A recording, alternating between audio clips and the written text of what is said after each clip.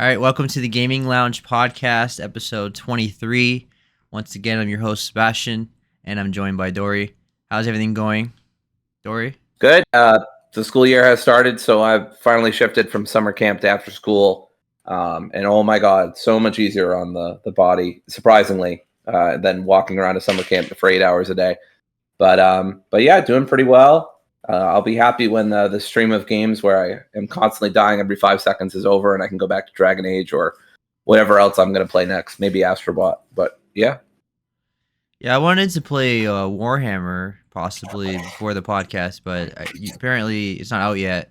You have to get the deluxe edition or the gold edition to play it. They do that shit? That's lame. To play it early. But I heard that game's fire, so I'm definitely going to pick it up next week. But it's not a bad thing because it gave me time to play Astro Bot and Visions of Mana, which we'll talk about. So it's gonna be a shorter episode. There's not much news going on this week, which is a blessing, honestly, compared to last week. Yeah. There's just a couple big things. The first thing was Concord being completely shut down as of literally today. Because we're recording a day early today, so Friday. So it ended today. I'm gonna read off the PlayStation blog what happened, and then we'll discuss it.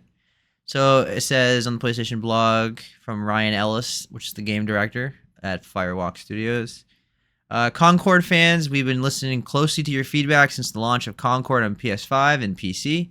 I want to thank everyone who has joined the journey aboard the North Star. Your support and the passionate community that has grown around the game has meant the world to us. However, while many qualities of the experience resonated with players, we also recognize that other aspects of the game in our initial launch didn't land the way we intended.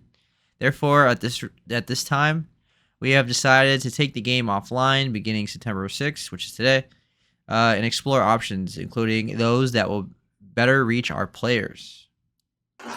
While we determine the best path ahead, Concord sales will cease immediately, and we'll begin to offer a full refund for all gamers who have purchased the game for PS5 or PC. If you purchase the game for PS5 from the PlayStation Store or PlayStation Direct, a refund will be issued to your original payment method. Customers who have purchased from other digital storefronts will also be refunded. More information about refunds from Steam and Epic Game Store below. I don't have to read all that. And once refunded, players will no longer have access to the game. We'll keep you updated, and thank you again to all the free gunners who have joined us, the Concord Galaxy. I guess the only downside is if you bought this game through like CD keys or something, they're probably not going to give you a refund because you used this. Oh yeah, because you used the key. But other than that, it's a good move on their part to give everybody a refund. Obviously, as we talked about, we're not going to go into too much detail because we already talked about Concord a lot last week of why it failed. Yeah. And I'm just surprised that they just straight up closed it this quick. Like it's unusual for the company to do this. Usually they just let it die, and then they do as much as they can to salvage it. But they said straight up, we're just yanking it off the store. But from what I'm gathering, it sounds like they're not giving up on the game. It sounds like maybe they're gonna release it as a free-to-play game in the future. Like it sounds like they're not just saying, "Okay, it failed, time to move on." Sounds like they're keeping it going. What do you think of this news? I had a mix of emotions when it happened. I was like, okay, probably the right call, because not a lot of people are playing the game, so clearly your strategy didn't work. The strategy of charging $40 for what should be free to play. Yeah, I think it's going to come back as free to play. I shared with you like a day or two ago that Concord is now was filled. It's not anymore because it's closed. Concord was filled with players throwing themselves off the maps as quickly as possible in a desperate attempt to unlock the shooter's platinum trophy before it goes offline. And that is, I don't know, that's just dark. That just sums it all up. Like players who are so desperate to get a platinum from a game that is going to get canned like a week, but less than a week maybe after it came out. I just really speaks to the industry and we'll talk get later when we talk about Visions of Mana, but it's just depressing, honestly, in some ways. I do think this was the right move no matter what. They weren't getting their money's worth. I don't know I do not blame the studio. I really think this was a Sony call to make it $40. I think after Helldivers, they saw, the CEOs probably thought, oh, okay, well, people loved Helldivers so much and they spent so much money on it, So now we can like really charge people for what should be a free-to-play experience. That's speculation on my part, of course, but I think it makes sense. It doesn't actually make sense, but it makes sense logically. So. I think that's a fair assessment, but I do blame them for the fact that like somebody in the room should have viewed that this game was not going to succeed. It's just. I honestly bet the studio knew and just couldn't push back on Sony. Now I don't know that for a fact. Maybe they all thought that this game was really worth $40. I've heard a lot of mixed things. Some people have played it and said that it's not good. Well, and then I've heard from other people who love it. Yeah, it's not so much the price. It's just the like while making it. It's like we're making a hero shooter in like 2024. Like right, it's not gonna succeed. Like it's just It just feels like it's 8 years old. It feels like a day. And not to mention, we talked about it last time. Marvel Rivals or whatever is coming out in December. It's free to play and has all of its characters as free as well. So it just it made a situation that didn't make any sense even worse. Honestly, could have just turned this into an animated series based on the cinematics and the storylines that they had in their head. I think that would have gone a lot better. I remember going to see the trailer. Not going to see the trailer, but when I saw the trailer during one of the showcases that Sony did, one of the very few, my first instinct was like, wow, this would make like a great TV show. But I never really thought to myself, wow, I really want to play this game. I mean, to be fair, hero shooters are not my thing, right? I'm not really into multiplayer games in general, unless it's like co-op or, I don't know, like a really special situation.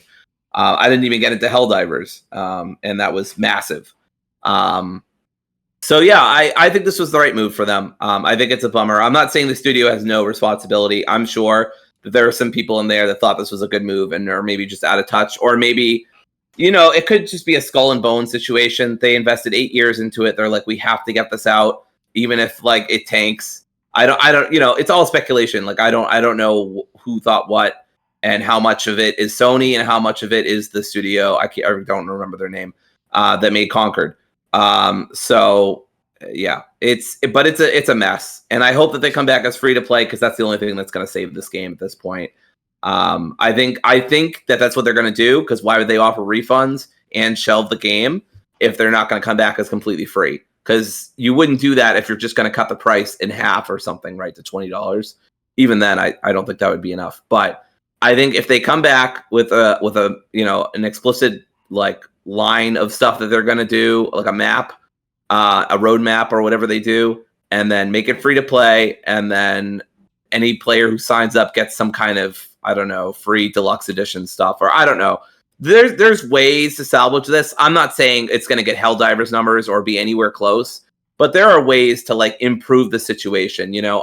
I saw a tweet from Liana Rubert, who was on the team of Destiny before she was fired. And she made a great point that there have been games that have come back from worse than this. And so, and she's been in the industry, very deep in the industry for a long time. So I trust her on that. And I agree. I tend to agree with her that other games have come back from worse than this. And these guys this studio can too as well. But I don't know how likely that is. I think it's possible. Is it likely? I don't know. Only time is going to tell on that one. And Sony actually marketing their games. Yeah. I personally, I don't think it's salvageable, but I appreciate the attempt. Of course, they've been working on it 8 years. This game was dead on arrival. Just overall, just because their reaction to the original trailer, as you mentioned, was just so overly negative. Like, just there's like nothing positive that I saw. People kind of liked it from what I saw. There's people on my timeline that were having fun with it, but no one was like over the moon over it either. So it's just one of those things. I don't think it's gonna succeed personally, but I'm not rooting for them to fail. So we'll see, I guess. I mean that's one of the things too. Is like it really aggravates me that some people are like. I mean, the woke crowd, obviously, the people who are like, oh, well, this is woke, so they went broke or whatever. Like, shut up, Baldur's Gate 3. But also, like, it's there's some people who are just like really happy that this failed and it'll send a message to Sony. It's like, okay, I don't, maybe it will send a message to Sony, but I feel like there are ways to get messages to Sony without a studio's, 8 years of hard work, like getting shit down the toilet. You know what I mean? Like, I feel like there are better ways, and we don't need to celebrate this, like Seb said. I don't know. It's frustrating to me that some people are like taking delight and joy in it. Like, I'm not like sad about it, but I'm not like, jumping, frolicking through the fields of flowers or whatever either. It's one of those fields, like, the video games is a unique, like, product in the sense that, like any other product, right? Like if the product sucks, we just don't bother, and we give it a bad review and then we move on. Like you see a bad product on Amazon, like you just it sucks, no one buys it. But like when it comes to games, like anytime a game like sucks, basically like people hate it. It's like we always talk about the devs and we feel bad, and like there's always like that whole conversation. You know what I mean? It's like I'm in both camps in the fact that like it is a product and they didn't read their audience very well and they should have known better, and it's not the gamer's responsibility to buy a game out of because people worked hard. It sounds bad to say, but it's like it's a product. But at the same time, we can call out issues with the game without like being negative, attacking the devs, saying everything's woke and and celebrating it like it's a accomplishment that people's game failed. Like there's a nuance that the internet just does not have. Basically, it's just like that's the issue. It's just people don't have a discussion about things anymore. You know what I mean? It's just like people like gotta celebrate failure. Everybody likes to be negative. Like it's just one of those things. The game fails, you move on, and that's it. But people are talking about it like they're gonna make a point about everything. You know what I mean? It's like it's just like they're using it as an agenda. Basically, is what I'm saying.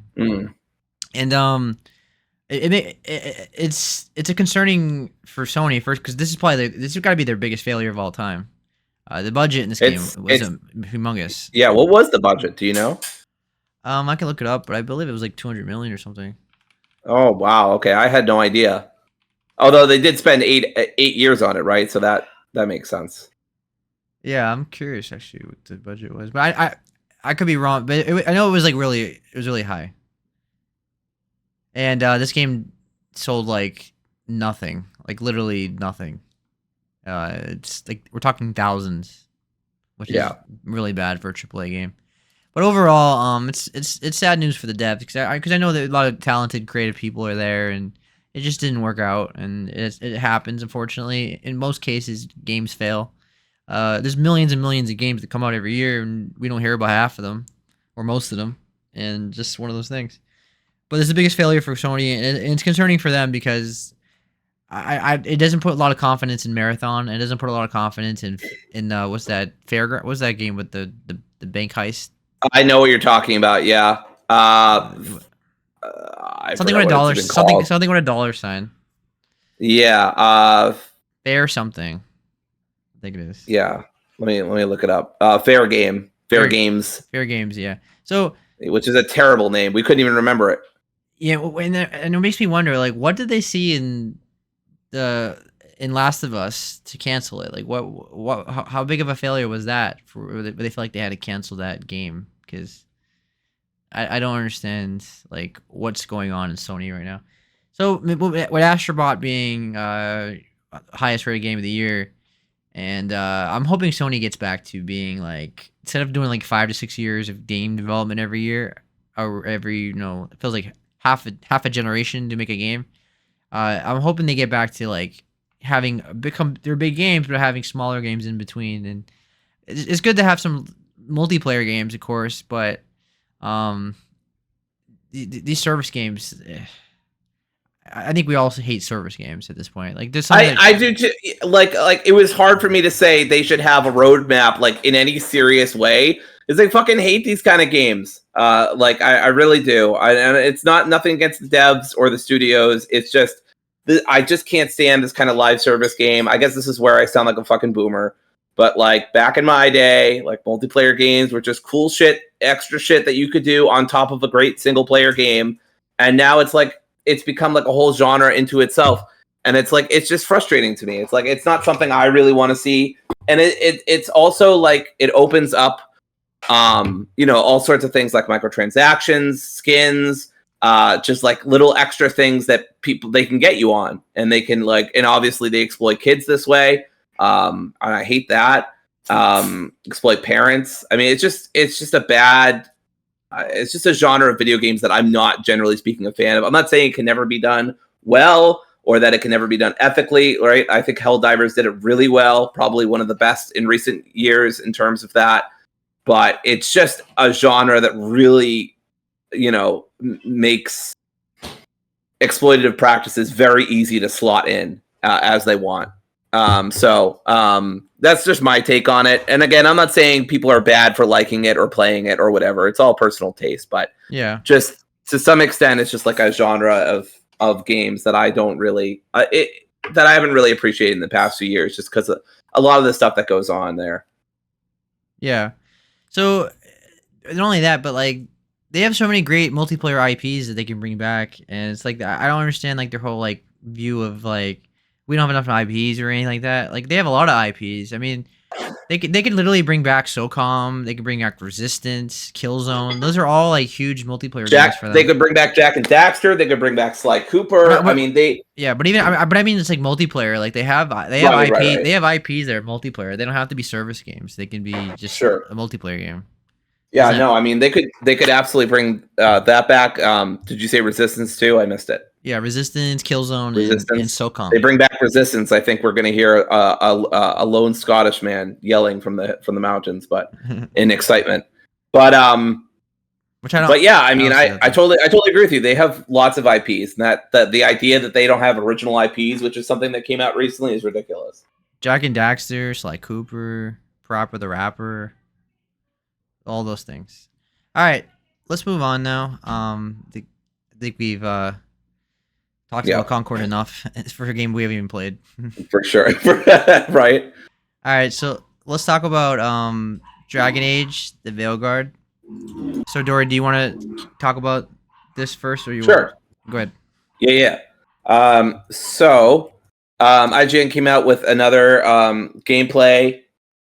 This one was about, I want to say 22 minutes, something like that. And what was interesting about it was that it had some BioWare staff talking through it while it was happening. So this was really cool. They were showing off some gameplay. It's a bit of, it looks a lot like, it reminds me a lot of the new Final Fantasy remake games. They clearly took a lot from that. Because there's a lot of like active combat, but you can pause it to do certain combos or certain attacks, certain special moves and stuff like that. So there's like basically, it looks kind of imposing to me, honestly. But basically it looks like kind of this radial wheel where you can like make a choice in terms of like what you want to do. They show you talking to your companions, showing you walking around. You can have your own base of operations and kind of personalize it however you want. Of course, it's early in the game, so there's not a lot to show, but they do show it. They bring back the personal choices, of course. One of the things that people are complaining about is the Qunari they're very smooth, and it's kind of off-putting. It doesn't. As someone who just started playing Dragon Age, I can't say it bothers me a ton, but I understand where people are coming from. They kind of just look like humans that happen to have horns, and they don't really look like in Origins. They looked really distinct, but here they look kind of generic. So I don't like that. And on that same topic, they've also like remade the Darkspawn a little bit, redesigned them. Now they explained several times within the gameplay why they redesigned it, like lore wise, but I think they're just reacting to like fan dislike of it. It just looks kind of comical. It looks like something out of I don't know what it's called, like Medieval or something like that. Like those old school like 2D hack and slash platformers, like Ghosts, Ghouls and Goblins or whatever. Ghosts and what the hell is that one called? I can't remember. But you know what I'm talking about. Those old like arcade games where you have like skeletons and stuff like that. They look like those. Yeah.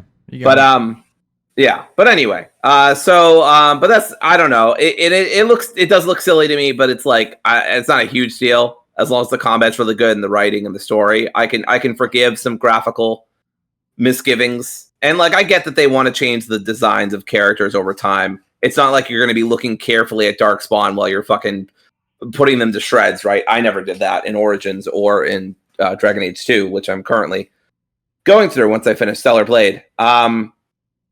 But yeah, the combat looks pretty good. There's a lot of numbers, so I hope you can toggle that off. I never like that in my game. Like numbers just filling the screen just kind of makes things, it's the opposite of like making things feel meaningful to me. It like makes them feel like, I don't know, less meaningful, like meaningless. But yeah, that's about it. It's about a 22-minute gameplay. You can see it on IGN. They go through, there's some tough combat here and there. You can have different builds. They do talk about a mage build that's kind of quicker, and it has a little bit of a melee focus alongside it so that you can kind of multi-class. It's a new kind of mage, I guess, or maybe they brought it back from Inquisition. I can't remember exactly what they said.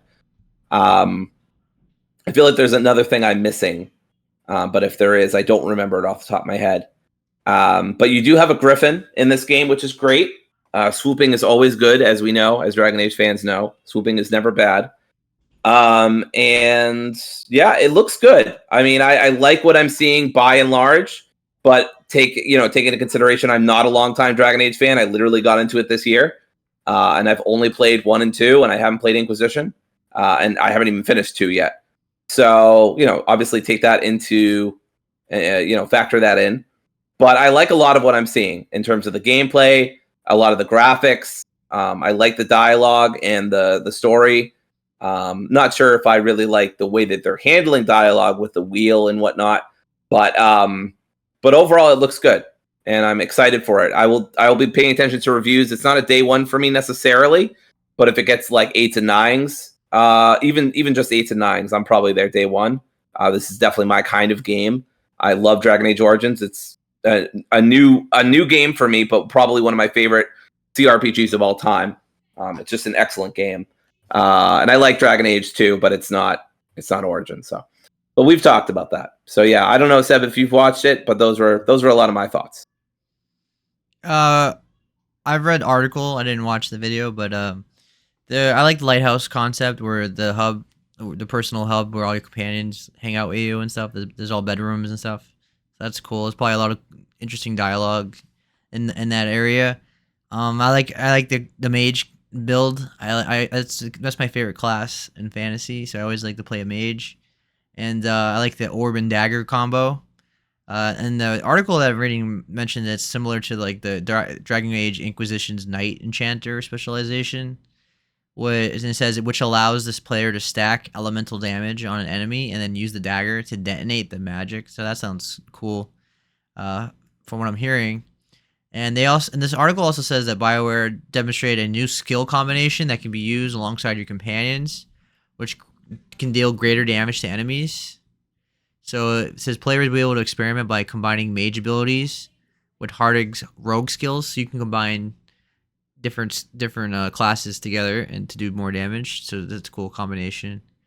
And it also says the developer also confirmed that when players are knocked down in battle, companions will be able to revive them with the click of a button. So that's good. No more Black Mage Wukong, Black Myth Wukong, kicking our butt and making us do it again. Or Stellar Blade in Dory's case. So I think it's good. I'm excited for this game. It's probably day one. I'm expecting that's gonna have performance issues because it's EA, and that's probably what's gonna hurt the review scores. It's probably gonna be a great game after they fix it up a little bit. But I'm probably day one, depending on the scores. If it's like in the 80s, I'll probably get it day one.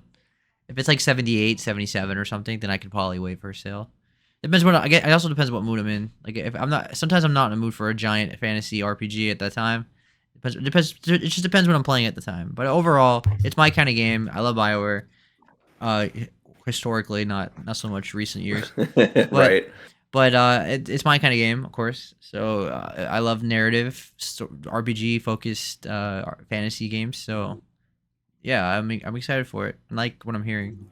So yeah, that's Dragon Age Veilguard, and that comes out in October, I think. Yeah, October October 31st. 31st, actually. Halloween. Yeah, that's just a Yep. Thursday. Which is a horrible day for its Halloween.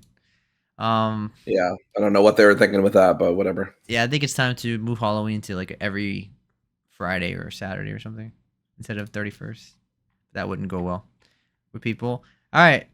So that's that. So that's our news topics for the night. So now we're gonna talk about the games we're playing.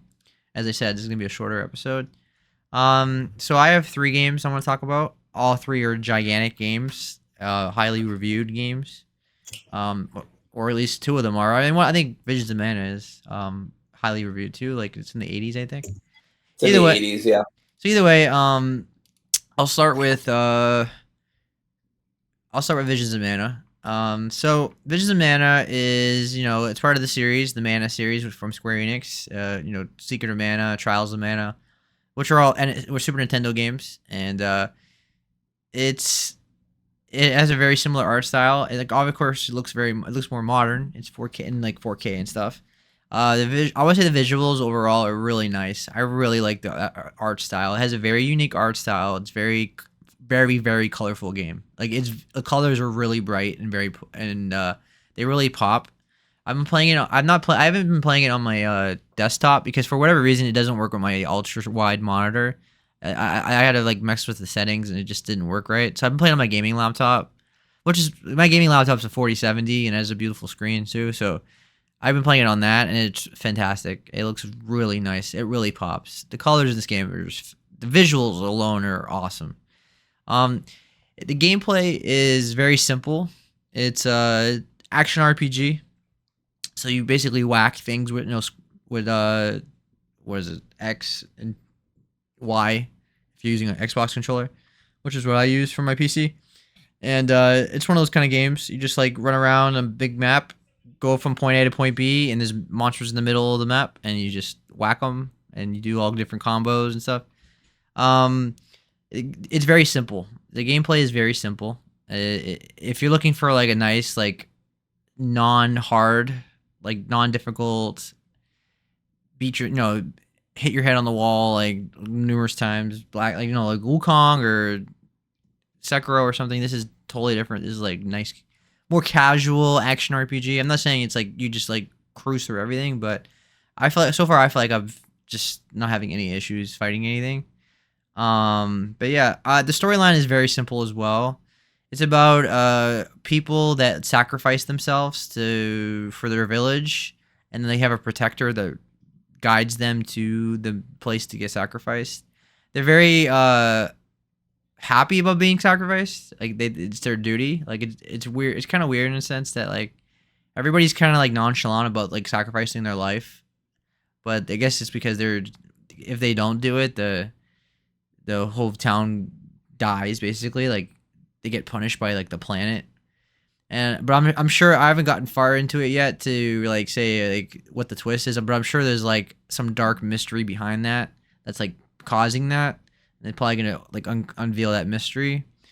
So you play as Val, which is like he's a soul guard, which is what I'm talking about. The person that guards the who's sacrificing themselves, and so they're making a pilgrimage to make sure they're sacrificed and make sure they get there on time, get there peacefully, and all that. Let's see. Yeah, so it's the storyline is basic and the gameplay is pretty basic. It has like the elementals familiar, like the elemental stuff that's in the original games. It has that ring menu where you get to pick the magic attacks that you want to use in battle, and it's all the battles are in real time, so you can do chain attacks and specials and dodges and things like that. All right. What else?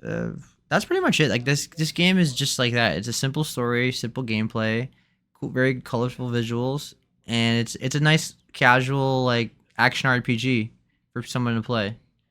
I recommend it. And then fortunately devs have been closed down, or like their studio was closed down a couple weeks ago, like right when it came out. Dory has more information on that. They were like literally closed down like the same day it came out. Basically, it feels like, right? Yeah, it was within a certain span of time. I saw it on Twitter. Caught myself there. I almost said a different thing, but it's Twitter. Anyway, yeah, I saw it on Twitter while I was scrolling by, and I couldn't even. I was in disbelief. This happened August 30th. It says that somebody tweeted out the industry has hit a new low. Developers for Visions of Mana might apparently, but have their studio shut down when the game they made literally just released today or yesterday, depending on time zones. There's WCCF Tech has an article, Visions of Mana studio to close down as NetEase and Tencent pare down their gaming studios. So this is a Tencent decision. It's just, I don't have the words, honestly, for this level of bullshit. So let's see. NetEase is shutting down Oka. I don't know. Oka. Oka Studios, the developers of Visions of Mana, according to a new Bloomberg report. Nearly all of the employees have been fired already, starting as early as the spring, and the plan is to close the studio soon. The studio had been founded just 4 years ago by industry veterans who had previously worked at Bandai Namco and Capcom. Bloomberg also says that this is just one instance of a wider reduction in investments in Japanese studios by NetEase, as well as another major Chinese publisher, Tencent. Both of the Chinese companies have been reportedly frustrated with the progress on their existing Japanese investments, and, this is unfortunate, following the incredible success of Black Myth Wukong, are wondering if they shouldn't invest more domestically instead. So you can't even have success in one studio without it closing down another studio. It's ridiculous. Let's see. There was an analyst said to Bloomberg that we may be approaching a point where Tencent and NetEase began to scrutinize their returns more closely. Globally, the video gaming industry has retrenched post-COVID, and many large publishers have reduced headcount or scaled back investments. Anecdotally, the Japanese developers' desire to tightly control what can be done with their IP has sometimes been a source of friction. So, yeah, it's not good. I don't really know. Like, I don't know how else to say anything without like swearing a lot and being like really, really frustrated. It's just upsetting on a lot of levels that this game just came out. They haven't even had like a month of sales figures to know how well it sold or how well it did. Critics reviews only just started and they were pretty strong. Lots of 8s. I'm not saying it's not Astro Bot, right? But it was pretty strong, especially for a game hadn't come out in 20 years or something. No, there's been a few the last couple years, like. Yeah, but weren't they mostly remasters and remakes? Yeah, basically. Yeah, you're right. So that's what I mean. This is like the new, like there hasn't been a completely new that's not a remaster or a remake or some kind of side game or something that's on a portable in like 20 years or something, according to IGN or one of the reviewers I was reading. It's just devastating, honestly. I don't even know what to say. I'm just so frustrated with the industry at this point. It's just a garbage fire. 2024 and 2023, but especially 24, I think has been some of the worst years of the gaming industry. I don't know when this stuff's going to stop. I think it's absolutely bonkers that Wukong did super well, so that means we need to close this studio down. Like, I understand like their train of thought, so let's start investing in domestic studios instead of foreign studios. But that doesn't mean you need to close the entire studio down, especially if you don't even get to see how well it did on sales. Yeah. I don't know. It's a lot, and I feel for all the people who got let go. Given that they are industry veterans, I hope that they all land on their feet okay. I'm sure they will, but eventually it's just like it goes beyond like hoping people land on their feet. It's just like these people are paying for this for the CEO's mistakes, right? It's like it's so frustrating to me. So anyway, that's my little rant about that. But yeah, Visions of Mana, I hope everyone liked it because that studio is gone. And the game just came out. So what a bunch of bullshit. Yeah. It definitely is terrible for sure. Let me just wrap up my thoughts on the game. Overall, it's like an 8 out of 10. The best part of this game is the class system, where it has like there's like elemental vessels. When you get a new class, you change like a whole costume and everything, and you do like that's really cool. I love class systems and RPGs. I did say it's casual, but the bosses can be really tough if you don't spec right. You don't have the right class for it and stuff like that. There's a lot of systems in this game to keep track of. It's not too bad, I think. But I get to see it being overwhelming for somebody that doesn't play a lot of RPGs like that. But it's not. I still feel like it's not as bad as like something like Wukong, for example, where you have to like be on the edge of your seat at all times.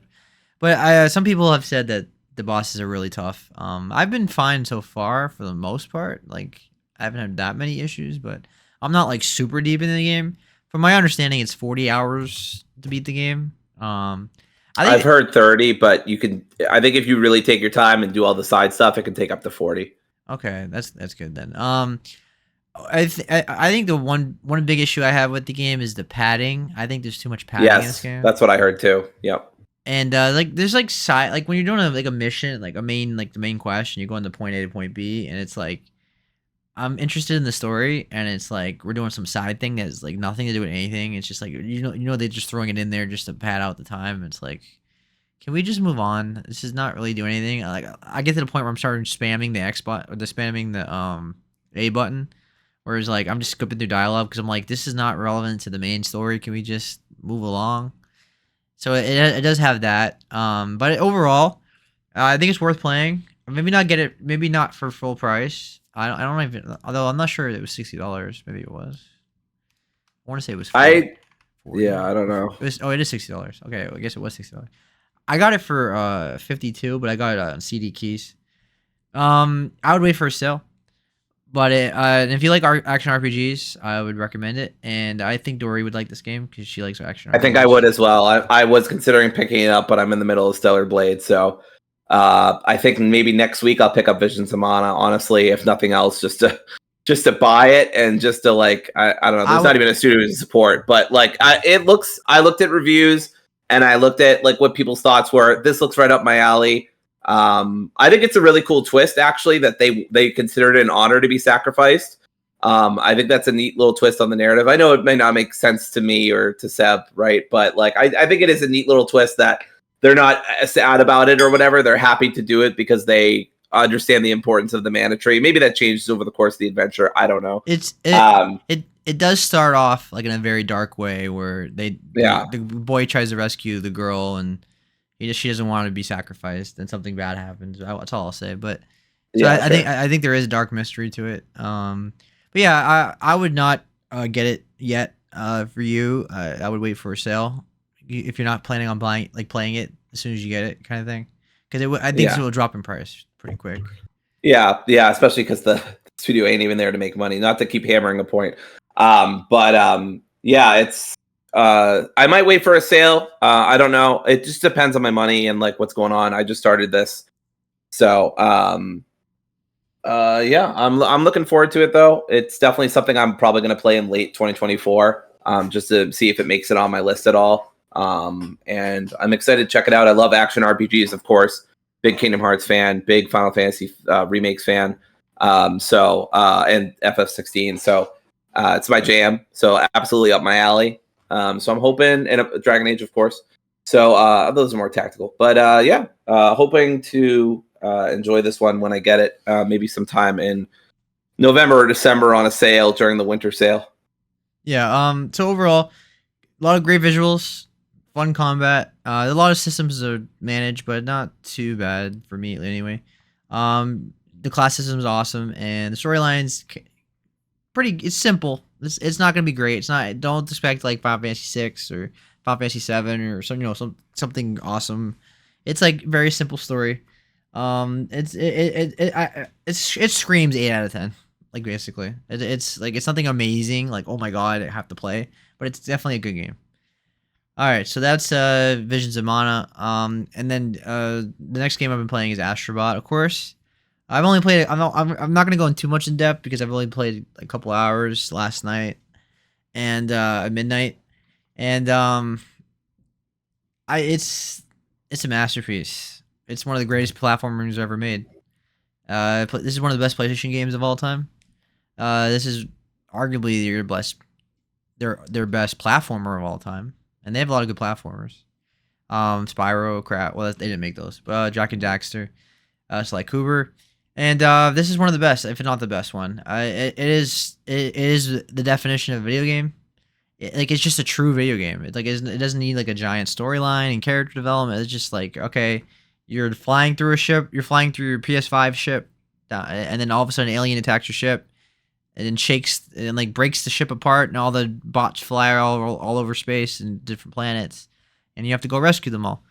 And this game is a very true love letter to PlayStation, like a legitimately true love letter.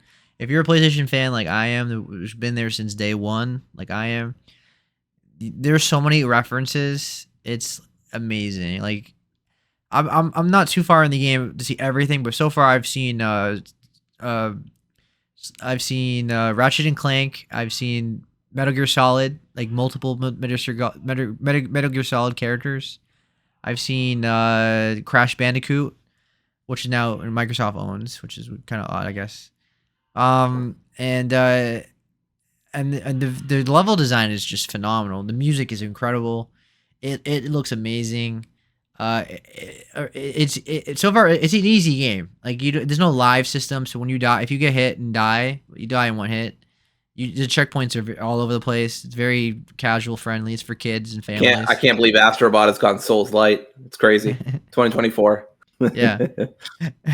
And the enemy designs are pretty much in their other Astro Bot games, so they just grab it from those. The boss battle was awesome with the giant monkey. That's where I stopped playing last night.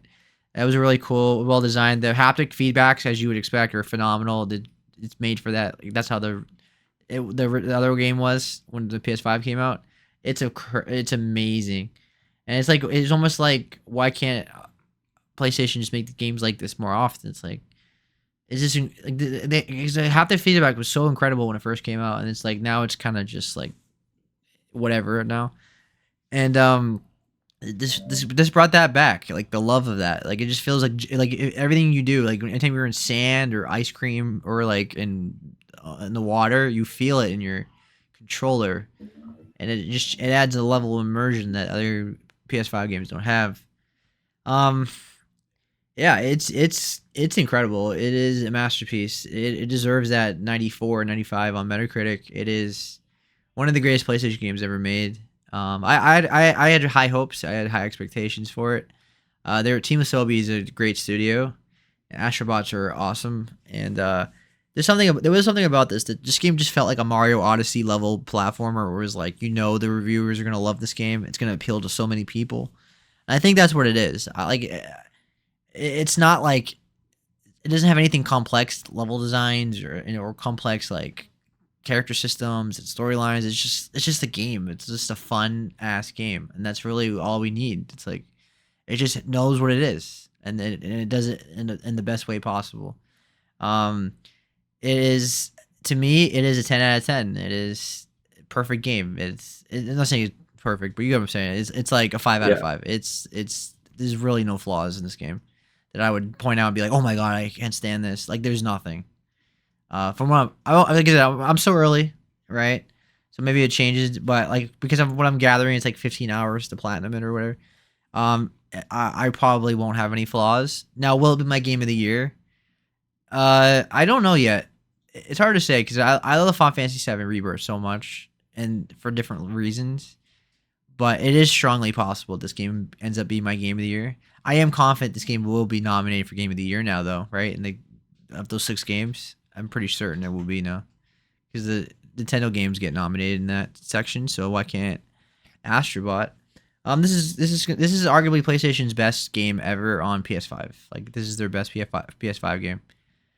And people can say, what games? There's no other games to compare it to. Like, you know what I mean? But no, PlayStation has plenty of games. I think this is better than Spider-Man 2, better than God of War Ragnarok. Wow. It's better than all those games. This is their best game on PS5, I think. And yeah, like, I have a very high praise for it. It is a perfect game. So take it for what you will. Dory, you have any interest in this game? I do. For $60 though, I don't. I'm not a big platform person, as you know, although I know this isn't punishingly difficult or anything. For me, I just don't. I know that the money to hours conversion, right? It's not exact, but for me, a platformer, which is a genre I'm not super interested in.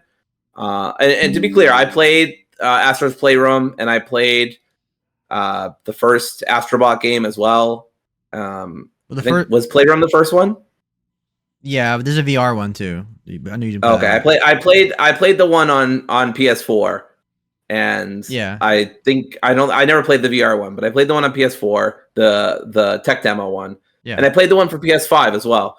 Not this one. So I do have experience with the games. I think they're fun.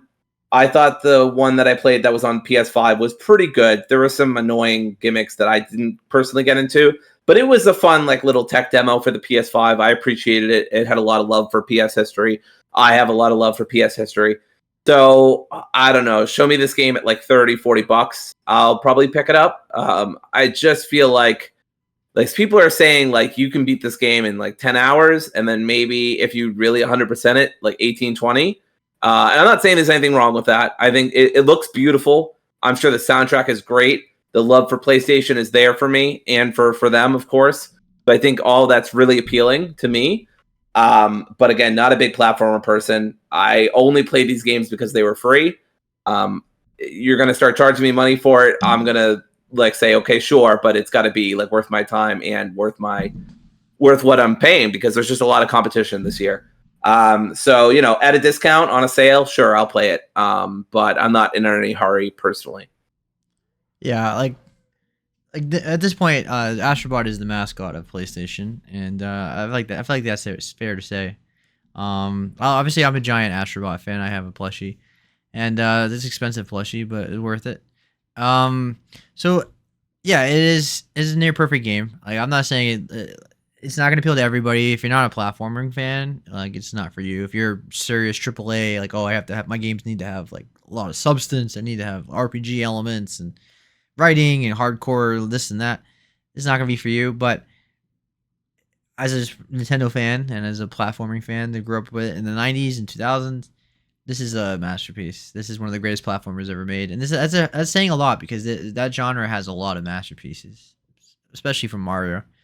And this is right up there. PlayStation needs to make more games like this.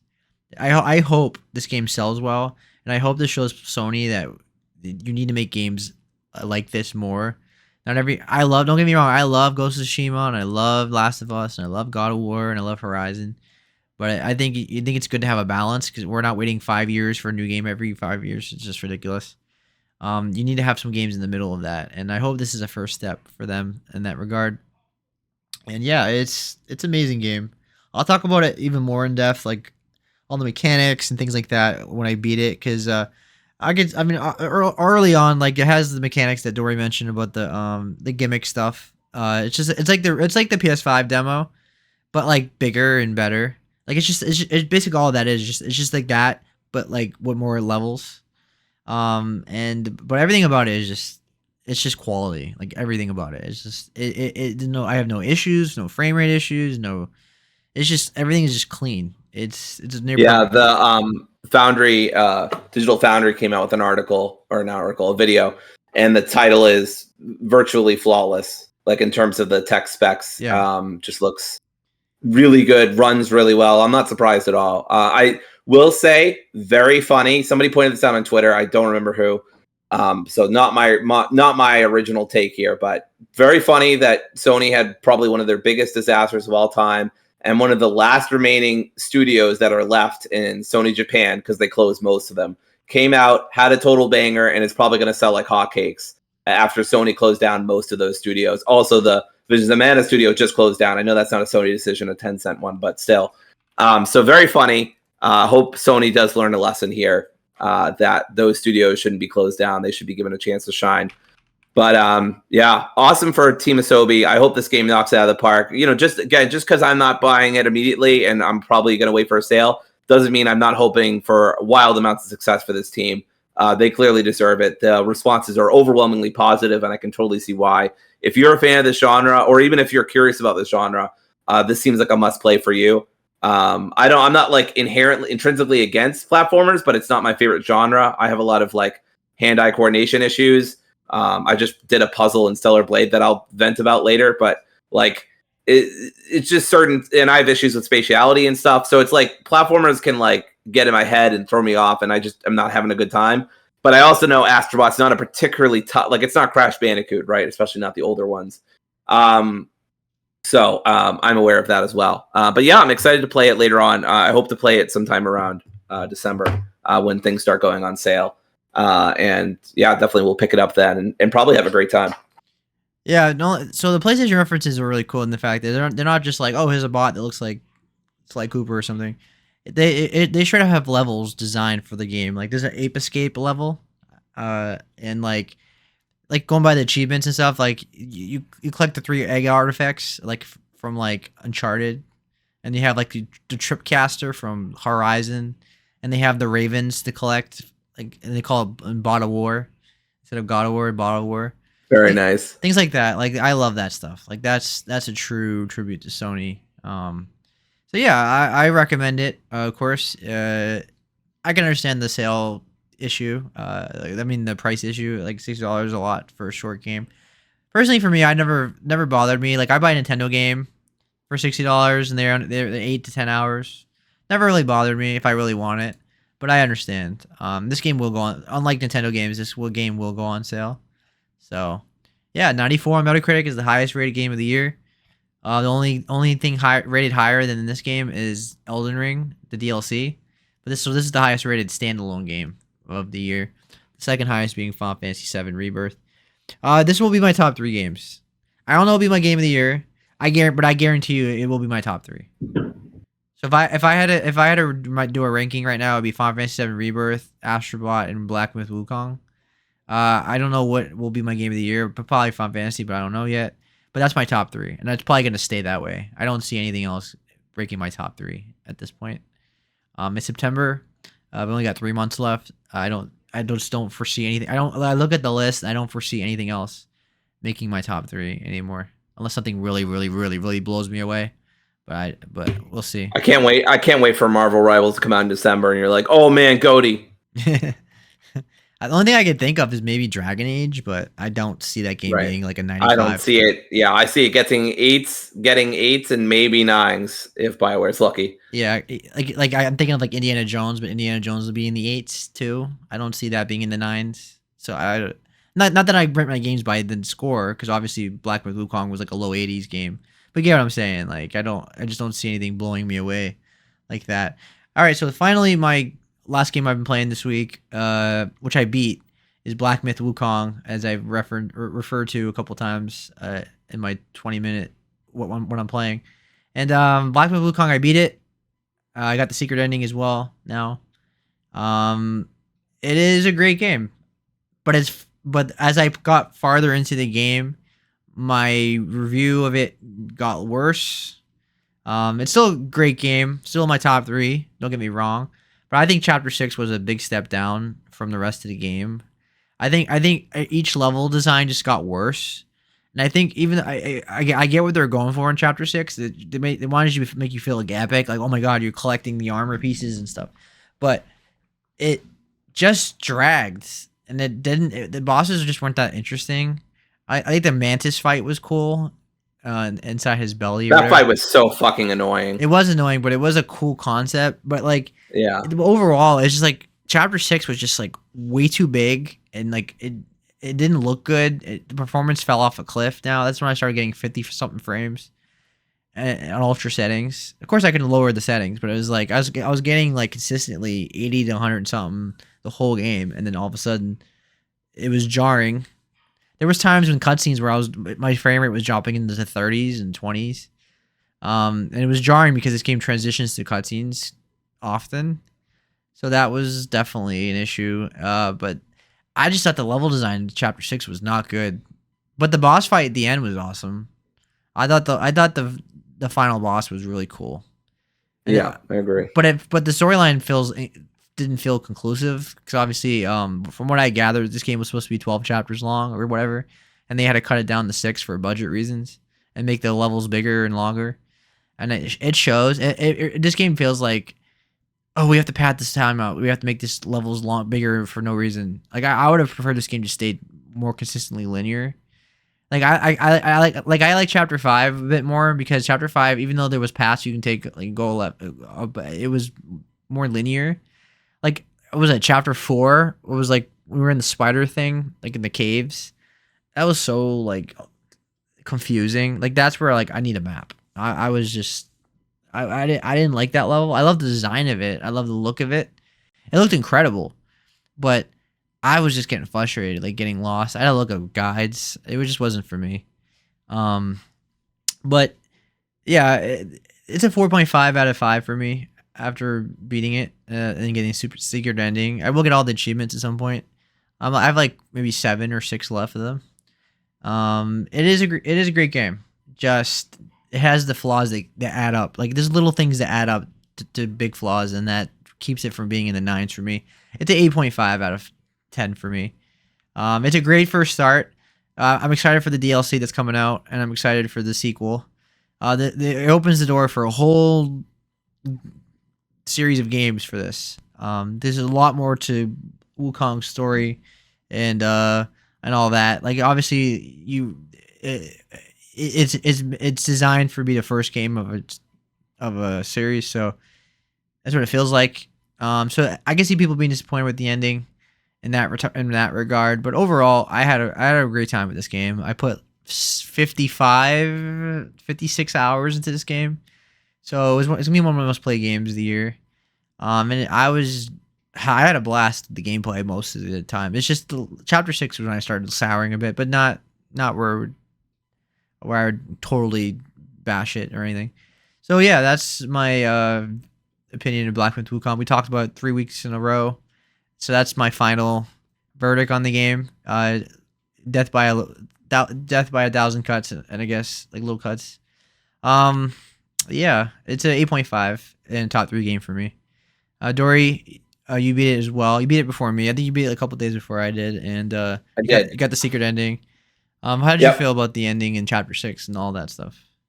Yeah, so I remember I said last week, I was like, boy, Seb, you were going to feel, I was very curious what you felt about chapter 6. I'm mixed on it. I like what they were trying to do, like you said. I think it was really cool, the attempt, but God, did it look bad on my PC because it just wasn't optimized. It looked bad on my PC, and I was playing ultra settings, so I can't even imagine. Oh my God. I can't even imagine. Yeah.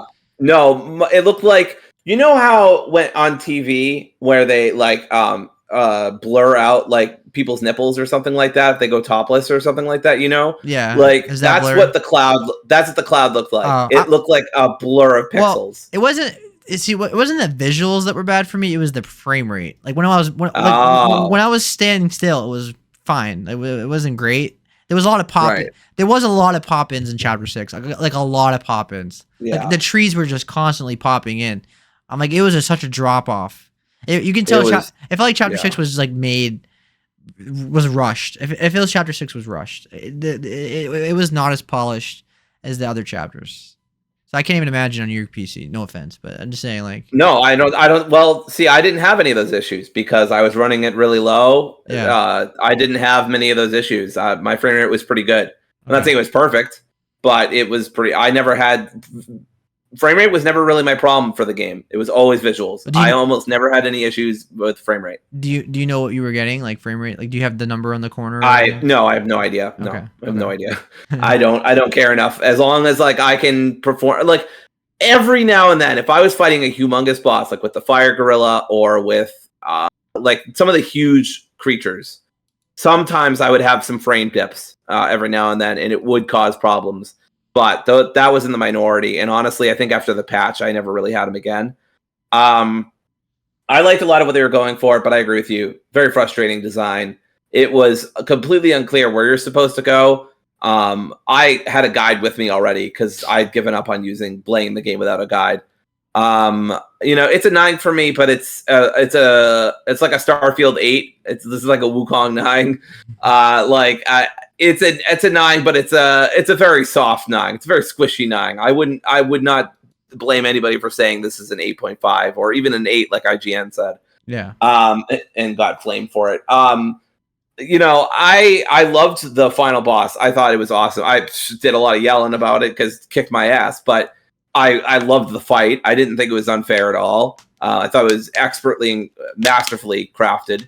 That was just so good. I hated the Mantis fight. Hated it. It took me a long time to figure out that you need to click a button and then you got to hold on to it the whole time. And you got to have a certain amount of stamina, a certain amount of health. You got to have fire resistance. It was just a whole fucking thing just to do one fight. I found it really annoying. It felt rushed. That's what I think. It felt like it wasn't tested well. Yeah, it felt like Chapter 6 was rushed out the door, and they really just needed. It felt like Baldur's Gate 3 Act 3, where it's like they really just needed to get it out. Well, not quite, because they did a what is it called? Pre-testing, early release. What the hell? Early access. Early access. But early release. That's cool. But I still but I still think Act 3 of Baldur's Gate 3 is way better than Chapter 6. Yes, no, I would agree with you absolutely. I never had serious issues with Act 3. Like other people did. The performance was sure. The performance had issues, but the storyline was still good. I thought, not like it wasn't as good as maybe Act 1 or 2, but yeah, I think this game drops off in Chapter 6. Yes, I agree with your point too. I was trying to be nice about it, I think, but I do agree with your point that as the chapters go on, the design just gets wider and wider and wider, and it gets more and more frustrating to navigate. I always use guides. I mean, since Chapter 3, I think I started using guides. I just gave up on trying to organically explore because it was so confusing. I'll talk about how Stellar Blade is better and worse than this map design. For starters, because there's an actual map and a compass, so that massively helps it. But I don't know what they were thinking. They just took all the worst elements of Black Myth and they put it in one chapter, and they added a couple other bad elements, like a cinematic boss fight that they don't explain at all and expect you to just completely understand how to do.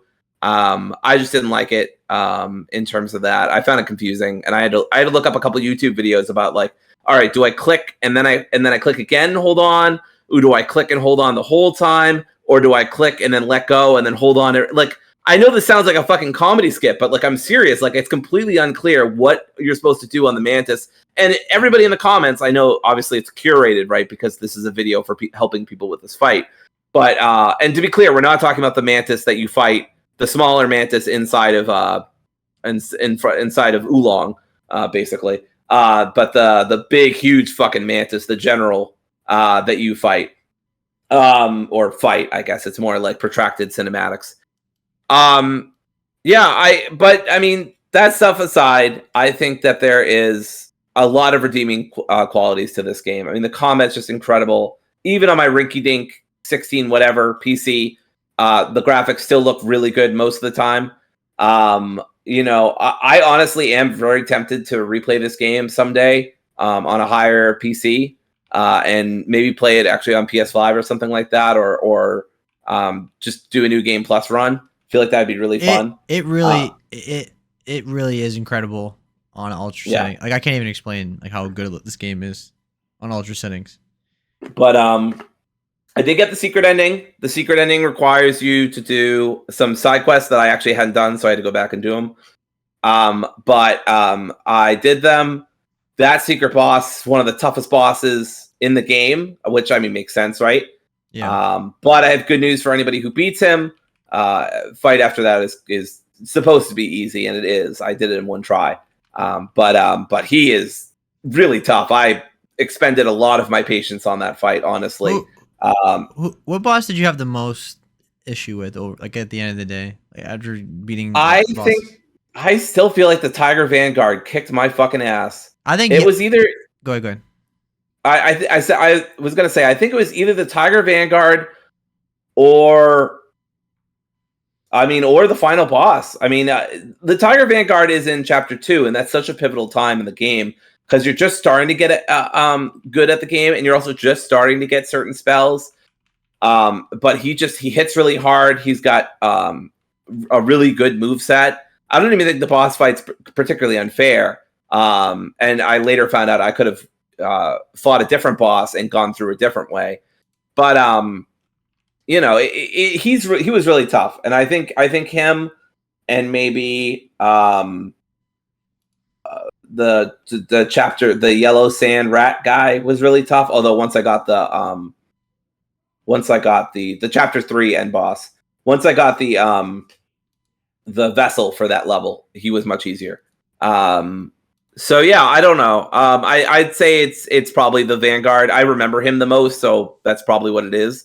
But I would say the secret boss is up there too, for sure. It didn't take me like 40-ish, 30-ish tries or whatever. It was more like, I don't know. I felt like I found a strat, and then people were like, "Oh, the strat doesn't work anymore because of the patch." And I'm like, motherfucker. So I found a different strat, and that one took me about 5 or 7 tries. And yeah, he's really tough. He hits really hard. The thing is, I don't want to spoil anything for people who haven't gone there, but it's a character you'll recognize from the game. Hint, hint. He is just he hits hard, he hits fast, and he hits for so long. His combos go on. He's like the fucking Energizer Bunny. He just goes on and on and on. He's like, I think I timed some of his combos, and he was like still going at like 10 seconds or something. It was crazy.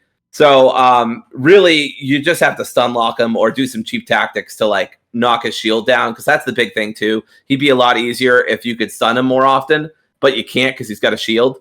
And usually bosses don't have shields in this game. It's very rare. But he's a secret boss, so he gets special privileges. But you have to beat the secret boss. Then you beat a couple other bosses that are throwaway bosses. They're basically just like a power fantasy boss, because you're showing off a new skill that you get from beating the secret boss. And then you have to go back. And this part I don't like. You have to beat the game again, which I think kind of sucks. But I beat the game again because I was like, if I don't do it now, I'm never doing it. And if you beat it, I won't spoil specifically what happens, but you get a really cool cinematic. It basically just tells you what led to Black Myth Wukong, like what happened to Wukong himself before everything. And you get like a really beautiful animated cutscene of everything that happened, all his travels and adventures. So that was really cool. I don't know if it was worth it, but it was cool, and I liked it. I'm not going to say it was bad. I think the secret ending is definitely worth it. It's really cool. You get really good rewards for it. You get one of the best, I don't want to spoil, but you get one of the best like additions to your repertoire within the whole game if you do the secret ending, or if you at least beat the secret boss and then the bosses after that. I don't know if there's a checkpoint after the secret boss. I presume there is, but I would not try to find out, because if you have to start all over and beat the secret boss, I pray for your non-immortal soul, because that guy's hard.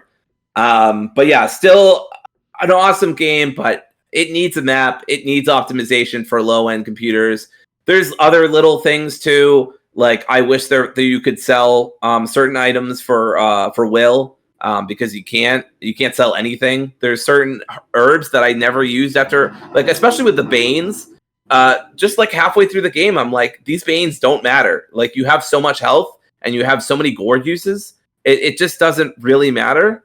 For the most part, there's exceptions, of course. Some bosses are really tough because of Banes, especially the Longs. But generally speaking, it doesn't really matter. And I wish you could sell them so you could get a little extra will. Same thing for certain like flowers that you get, herbs or whatever they are. Yeah, I mean, that's mostly it. I think that this is an awesome game held back by some questionable decisions, but I think they'll be made better in their sequel and their DLC. I had a great time with it. I think the secret ending was worth it. Seb, if you don't have anything else, I'll talk about Stellar Blade. No, that's everything. So talk about Stellar Blade, please. All right, Stellar Blade. So you're not going to hear the sentence from me a lot, so appreciate it. Probably the first and last time. But I loved this Reddit comment that said it's basically a hack and slash mixed with Dark Souls. That's kind of what it is. It's, really the only Dark Souls-y part is that it's kind of difficult. I say kind of because there's not a boss I've died to more than, I want to say 10 times, probably even less than that. I'm being generous. It's a tough game at first, but you can get your footing pretty quick. I do want to address the elephant in the room for this game. This game is definitely horny on main. And there's nothing inherently wrong with that, but this is, you got to know what you're getting into. There are a couple of outfits that I thought looked really cute, and then once you start running with them, it's just like there's not a lot. There's a lot of stuff that's kind of hanging out there. I don't really know how to delicately talk about this, but yeah, basically, like they had a model, like literally a Korean model, get scanned for Eve. So she's based on the body of like a literal model who has like hundreds of thousands of followers online. The model, I looked her up and stuff because I was curious. And like, she's cool with it. She loves the game. She's glad it's out there. And the studio is obviously happy with it. So like, I'm not going to be one of those people who's like all prudish and says these games shouldn't exist anymore or whatever. Like, I think it's kind of like iffy about like whether you should really be doing this in the year of our Lord 2024. But I mean, on terms of like ethics, like at least the person who's involved is like, who is scanned for it is like all about it, and the studio is like happy with it too. So it's like in terms of like how objectionable it is, I guess it's not that objectionable in terms of it.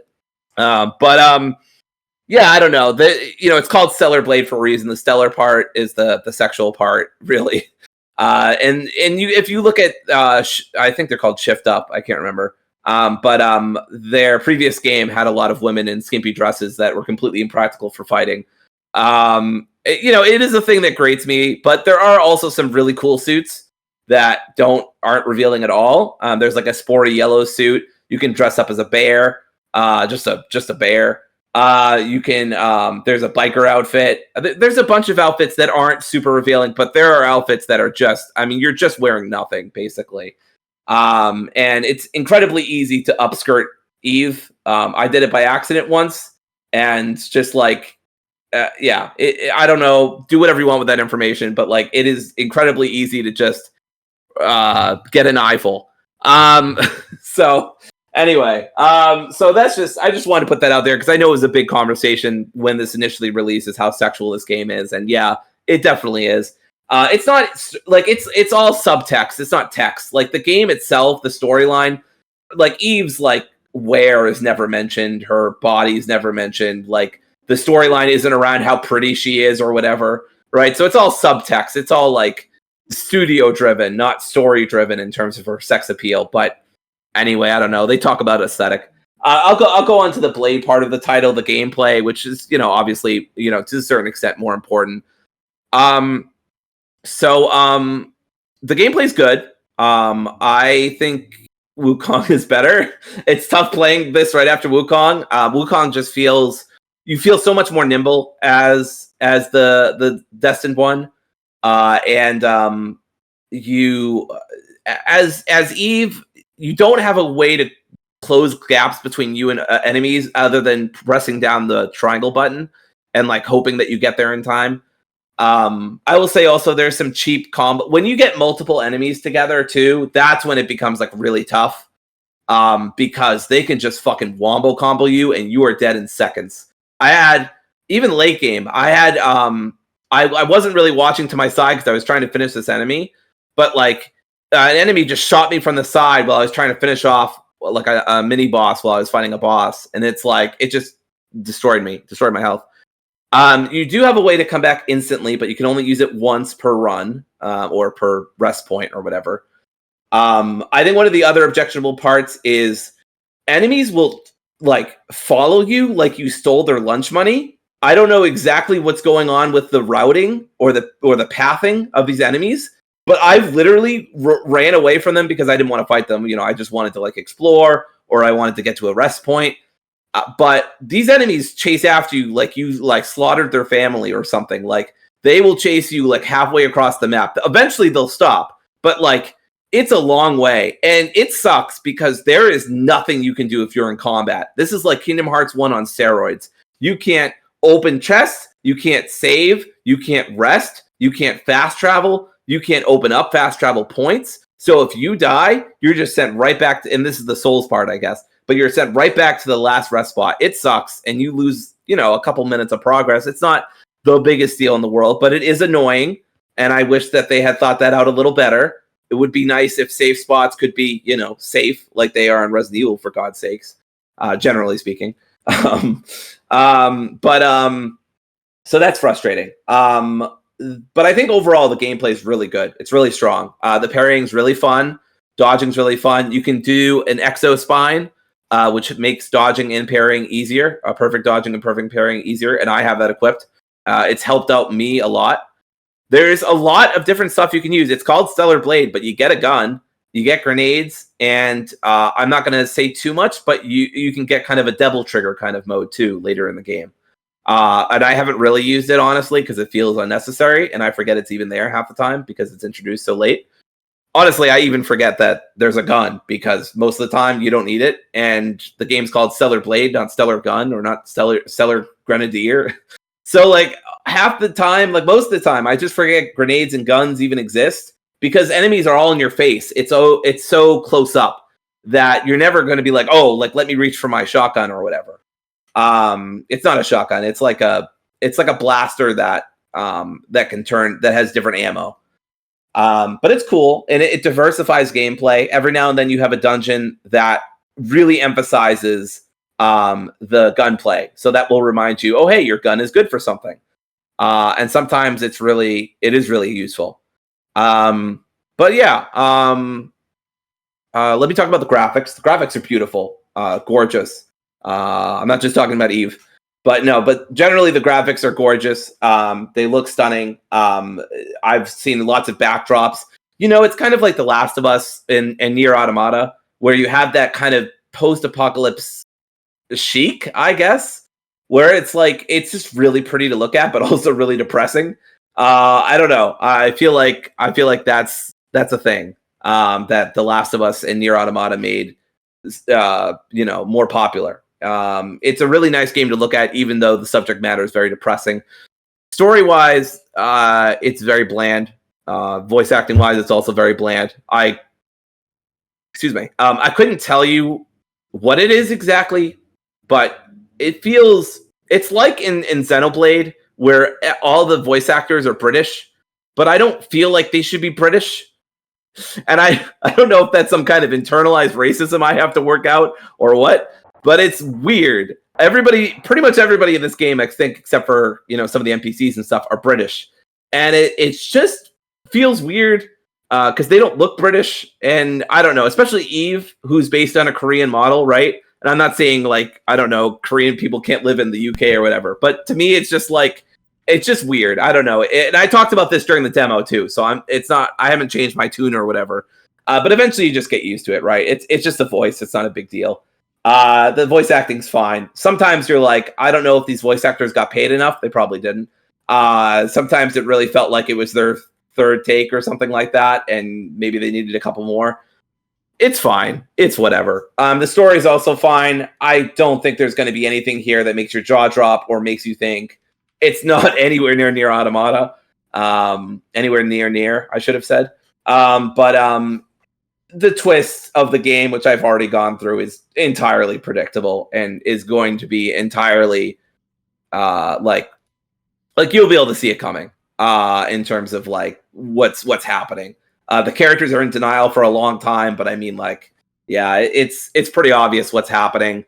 I'm having a good time with it. I have some problems with it, but overall, I go back and forth between whether it's just a great game or a really great game. So an 8 or an 8.5, I guess you could say, or a 4 or a 4.25 out of 5. So I don't know. And that's not a bad spot to be. It's not Wukong good in terms of the combat or in terms of. I think what's funny between Wukong and Stellar Blade, I think this is one of the last things I'll say, is just Wukong has a story that I don't understand, but I'm interested and I like it. I think Stellar Blade has a story I do understand, and I kind of wish I didn't. It's not very good. It's not bad, but it's so derivative and unoriginal, and they just don't do anything interesting with it. I will say, last thing, I think that there are some really good side quests in this game. There's one that has like I think a human and an android falling in love with each other, and it's really cute, really cute. And it moved me, honestly, emotionally, and I did not expect that from this game. But that's the exception to the rule. By and large, the side quests are very run of the mill, and they give you a lot of like skill points, and they give you a lot of gold. So I don't really mind that personally, but that might impact your experience, of course, if that really annoys you. Last thing I'll say, if you want the good ending, you'll have a comrade named Lily. Make sure to raise her meter up to 100%. The game doesn't tell you this. It also doesn't explain her bar or why it's there every time you get certain information or complete certain side quests. But it's there because if you get it to 100%, you get a good ending. So yeah, if anybody watching this wants to look it up, you can. But it's never explained to the player what that's there for, or that you need it for the secret ending. I know it's called the secret ending, but still, like, something would be nice. Like, get Lily's meter to 100%. Maybe something cool will happen. Like, you don't need to give it away, but like, say something. So that's frustrating. But I knew well ahead of time that the secret ending was missable by very easily. So I was like, okay, got to make sure that doesn't happen. Last thing I'll say, very cool that you can collect cans in this game. Every time Eve gets a can, it goes like ta-da, and she like holds out the can. It's cute. I also got hit one of the first times I collected a can, so it was very funny. It went ta-da, and then the enemy just fucking whacked me. Like, stop that! It's very funny. But yeah, I took a clip of it. I should send it to highlight reel. But yeah, I think it's a great game, at least. And I think, is it worth $70? No, it is not worth $70. I don't think so. I'll probably settle it on it being really great. But even then, I'm not saying it's worth $70 at all. I would wait for a sale. I think this is worth $50, maybe 40. I think 50 is a pretty good. Like, take $20 off this, and I think you've got a good deal. I'm 20 hours in, and I've done almost all the side quests. Haven't done all the collectibles, and I'm pretty much done with the game. I'm in the last few hours. So it's not a super long game, but there's enough in there for you to sink your teeth into. There's 5 maps, 2 open world areas. Oh, last thing, the soundtrack. This game deserves like GOTY nomination for the soundtrack. It is phenomenal. If anybody's listening to this and you're like, I don't want to buy Stellar Blade, or I don't want to pay for it, whatever, fine. But go listen to that soundtrack. It is so good. Everything at minimum is really nice to listen to in the background, and at like maximum is like a total bop. It is so fun. There's just such a nice mix of genres. There's like an Oasis song that I love. I just think it's like a masterful song. I don't know, like, I wish they had put the effort that they had put into the soundtrack into everything else. But whatever. Japanese studios generally can't be beat on their soundtrack. So yeah, all praise to Shift Up for their soundtrack. It is phenomenal. And I never get tired of hearing those songs. They're so good. And honestly, that's the best part of the game, is the music. I did not expect that, but it is the best part of the game for me. But the gameplay is great, and that's important too. So that's my whole thing on Stellar Blade. Is it a top 10 game for you? If it is, it's going to be high on my list, or low on my list, depending on how you want to say it. But I'm thinking like 10 or 9, maybe 8. I don't know. It depends on like where I land on it after the finale. I'll talk more about that next week. But yeah, it's. I think it's a top 10 game, but it's at least honorable mention. I don't know if it's going to beat out some of the other games, but yeah. I haven't played it yet. I think I'm waiting for the PC version. Because apparently PC version is coming out, so I don't know if I should just play it on PS5 or just wait. I'm not sure. Go ahead. Yeah, I don't think it's a must play or anything like that. I think you could wait and be okay. But yeah, I do recommend it. It's not like a strong recommendation, but it is a recommendation. Okay. Yeah, I've heard people like really praise this game, and other people have said the same thing as you, is where it's like it's a good game, but it's not like anything amazing, but it's good. I'll It's not setting the world on fire, but it is a great game and it should be played. Yeah, so I'll be able to play it by the time we get to December, but we'll see. Yeah, I just keep every time I'm about to play it, something comes out to play it. But yeah, that's our show, right? Is there anything else you wanted to say, or is that it? No, I'm good. All right, so that's our show. Thanks for watching. I guess it wasn't a shorter length; it was normal time. But so thanks for watching. Next week I will talk about Astro Bot and space and Warhammer and all that stuff more. Dory will beat Stellar Blade, and we'll go from there. All right, everybody have a good night and take care. Bye. Bye.